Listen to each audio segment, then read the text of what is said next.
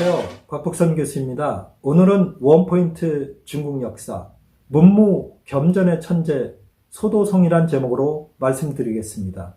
이 소도성은 남북조 시대에 남조에 제나라를 세웠던 황제입니다. 이 소도성은 사실 역사 속에서 보면 대단히 뛰어난 무장이었고 대단히 뛰어난 문신이었습니다. 놀랍지 않습니까? 일반적으로 무장이거나 문신이거나 이어야 되는데 이 둘 다를 겸전했던 천재였습니다. 이 소도성은 원래 산동성 지역에서 태어났는데요. 그의 아버지가 하급 군관이었습니다. 아버지는 그래도 생각이 있어서 소도성이 13살 때에 훌륭한 스승 밑에 보내서 유학 경전을 배우게 했습니다. 그는 13살이었지만 1년 동안 굉장히 열심히 유학 경전을 공부했습니다. 그리고 재미를 느꼈는데 하필이면 그때 유송, 즉 남조의 송나라 때는 이 황족들의 반란이 굉장히 많았습니다. 그래서 황족들의 반란이 일어나니까 소도성의 아버지의 장관, 즉 대장이 반란을 제압하러 가야 했습니다. 그래서 어쩔 수 없이 일가족이 다 남쪽으로 이사를 가게 됐고 소도성의 공부는 거기서 끝났습니다. 그래서 소도성은 14살 때부터 아버지를 쫓아서 전쟁터를 누비기 시작했습니다. 그리고 16살 때는 황제의 명령으로 반란군을 제압하러 가기까지 했습니다. 여러분 사실 나이 16 그러면 우리로 치면 고등학교 2학년 정도인데요. 고등학교 2학년이 군대를 이끌고 가서 싸움한다. 이거 참 놀라운 일이죠. 그런데 싸울 때마다 연전연승했습니다. 그리고 18살 때는 황제의 명령으로 그 당시 유송을 쳐들어왔던 북쪽에 있던 강력한 통일왕조 북위의 군대를 막는 그 전쟁에도 투입됐습니다. 물론 총사령관은 아니었지만 한 부분을 맡는 그러한 장군으로서 이 전쟁에 나가섰습니다. 이 소도성은 어쨌건 본인의 실력으로 승진의 계단을 올라가서 이 장군이 됐는데요. 그가 남경을 맡았을 때는 남경성이 그 당시에는 토성이었습니다. 그리고 이 성이 물론 성 앞에 이제 문 이런 거는 다 돌로 해서 만들죠. 근데 이제 넓게 둘러싼 그 성이 굉장히 부실했는데 본인이 벽돌로 그 성을 쌓게 해서 남경성이 나중에는 상당히 튼튼한 성이 되게 했고 북위가 쳐들어도 전혀 문제가 없게 그렇게 만들었던 사람이 소도성입니다. 이러한 공을 인정받아서 그가 이제 중앙정계에 진출하는데요. 중앙정계에 진출하고 나서 얼마 안 돼서 본인이 모시던 황제가 죽으면서 소도성을 비롯한 다른 신하들과 함께 후임 황제를 보살피라는, 즉 보정 대신에 임명될 정도로 그는 신임을 두텁게 얻고 있었습니다. 그리고 그는 보정 대신이 되고 나서도 3번 더 황족들의 반란을 제압합니다. 예전에는 황제가 있으면 황제와 동일성을 가진 사람들이 지방에서 군대를 이끌고 왕국을 갖고 있었습니다. 그래서 이 왕들이 황제에 대해서 불만이 있을 때 이 반란을 일으키곤 했는데요. 이것을 소도성이 전부 제압했던 것입니다.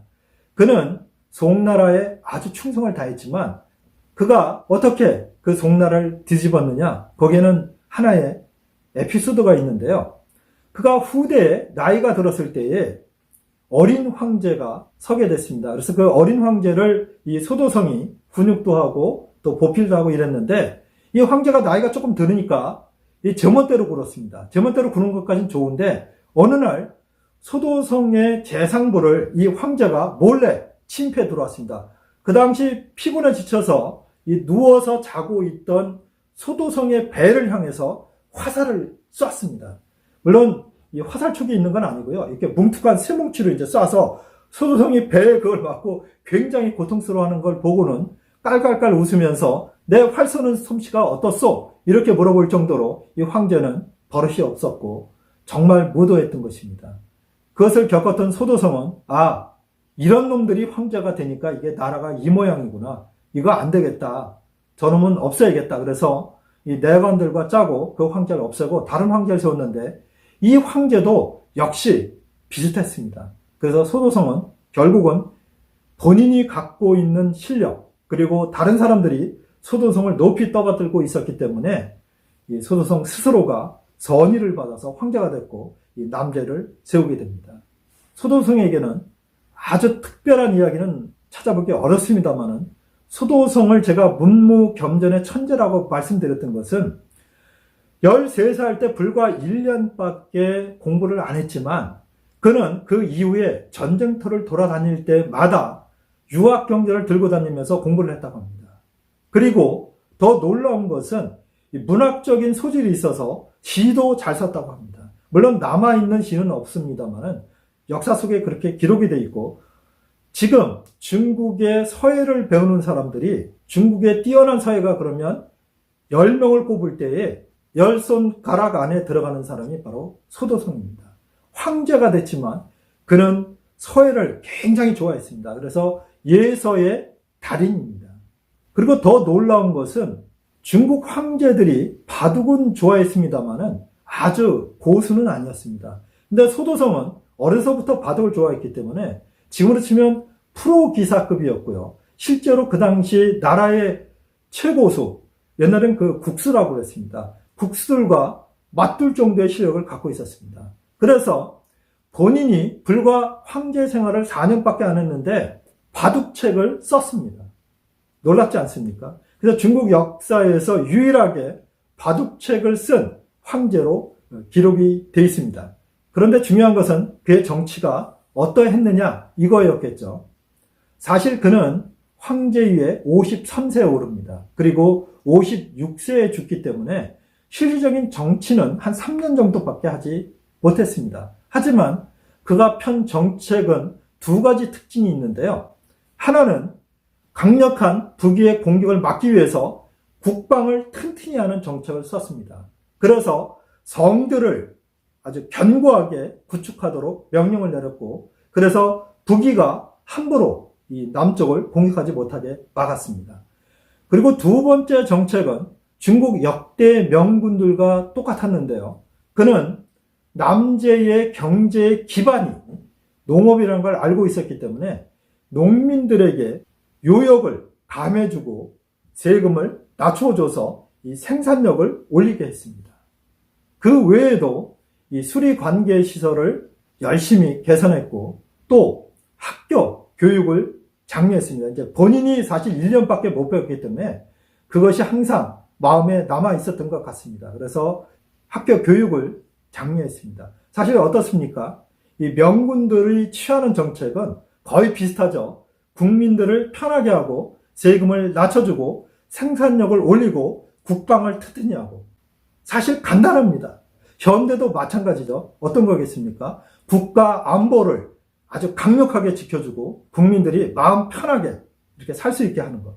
그게 현대의 훌륭한 정치가이자 예전에 훌륭한 명군들이 그런 것입니다. 이 소도성도 그 길을 걸어갔는데요. 아깝게도 소도성은 56세에 불과 황제를 한 지 4년 만에 병사합니다.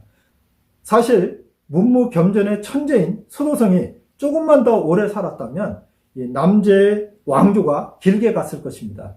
여러분 표에 보시듯이 남조 중에 가장 짧은 기간 성립됐던 국가가 바로 제 나라입니다. 남조는 불과 20여 년 만에 망하는데요. 소도성이 죽으면서 이런 유언을 했습니다. 나는 원래 황제가 될 마음이 없었다. 그러나 송나라의 이 황족들이 하는 모습을 보니 자기들끼리 서로 전쟁을 일으켰고 백성들이 도탄에 빠졌기 때문에 어쩔 수 없이 내가 황제가 됐는데 너희들은 절대로 서로 싸우지 말라. 이런 유언을 하고 죽습니다. 하지만 결국 남제도 유송의 전철을 밟아서 망하고 맙니다. 오늘은 중국 남북조 시대 때 동진, 유송에 이어서 세 번째 왕조인 남제를 세웠던 소도성에 대해서 말씀드렸습니다. 다음번에는 남북조 시대 왕조 중에 창업주를 또 골라서 여러분에게 소개해 드리겠습니다. 시청해 주셔서 감사합니다.